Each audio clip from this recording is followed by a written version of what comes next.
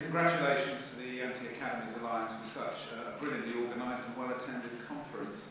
And I just want to say two things really. I just want to pay tribute to my colleagues, Janet Gleason and Sarah Thompson from the Privatisation and Education Unit, the NUT, and our services are available to all, as the Academies Alliance and other colleagues know. And secondly, I want to advertise, because Francis's speech was wonderful today, and I know it will be wonderful at Manchester at our annual conference at Easter. And if any of you, whether you're in the NUT or not, are around in Manchester on Bank Holiday Monday at lunchtime, and you want an utterly incendiary description of the differences between the Blair and the Brown government's policies on education, turn up to our lunchtime meetings. I'm really looking forward to it myself. I thought what would be quite useful actually is just to encapsulate very, very briefly in about 2-second haiku why the NUT is against academies, and then move on to some of the issues, but also I think to start outlining some policy alternatives, because you can be anti-academies, and I did think the speeches previously outlined that too, particularly Ken's. We do have to start thinking about the next election and the kind of policies adopted not only by the Labour Party but also by the Liberal Democrats and indeed the Conservatives. So, what's wrong with academies? They're anti-democratic, anti-inclusive, they encourage social segregation, they undermine community cohesion, they undermine the ability to raise standards across communities, they give away public assets, they undermine trade union rights. But not only do they undermine trade union rights, talking to Academy members and indeed Academy head teachers, their sense of isolation from the rest of the education and children's services community in the local authority is quite palpable. And it's not just a trade union issue, it's a sense of being separate. And we have consistently argued on that basis.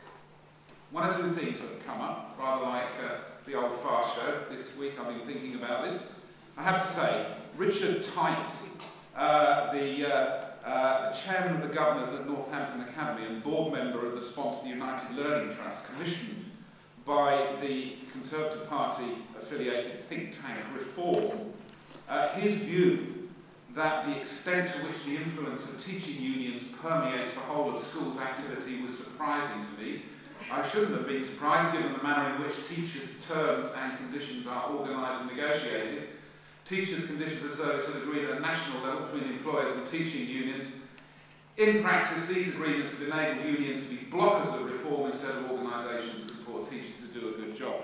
Nothing further from the truth, but actually a very important signal that reform is thinking about influencing the education policies of the Conservative Party for the next election, and one of those will be the deconstruction of teachers' pay and conditions.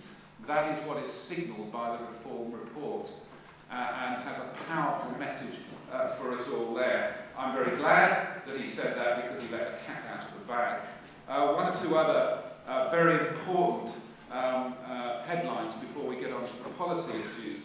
It's worth remembering that academies receive almost £1,600 per pupil more than neighbouring comprehensives.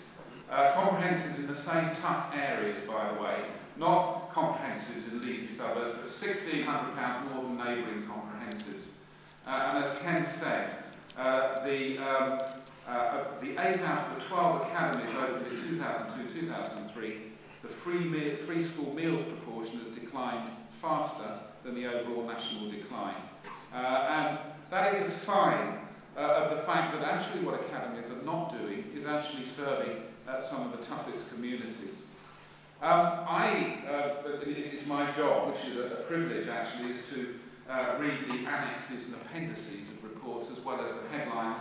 I have to say that actually Pricewaterhouse, much vilified PricewaterhouseCoopers report, the fourth report on academies, is worth a read, particularly the annexes and appendices. One of their recommendations, even PwC, constrained as they were by government imperatives to write a soft report, urged the DCSF to undertake a closer review of admissions and the impact of NFER testing in those academies which are using fair banding, which incidentally in individual schools is a form of subtle selection. That recommendation to government has not been carried out by government. They recommended it when it was published a year ago. That recommendation has not been carried out. Another little interrogation into the report found a very, very important fact, that academies draw on average pupils from 21 postcode districts, compared to 14 postcode districts for community schools and 14 for voluntary control schools. And the message from that is that actually academies may well have been set up for their local communities, their tough communities, but they're certainly not serving their local communities. And that is a very, very important statistic indeed. In fact, the admissions arrangements for academies go out of their way not to serve exclusively their local communities. They go out of their way to actually achieve the kind of, in inverted commas, balance to get the results out of the kind of work that Terry has been focusing on in terms of how you get those results artificially up.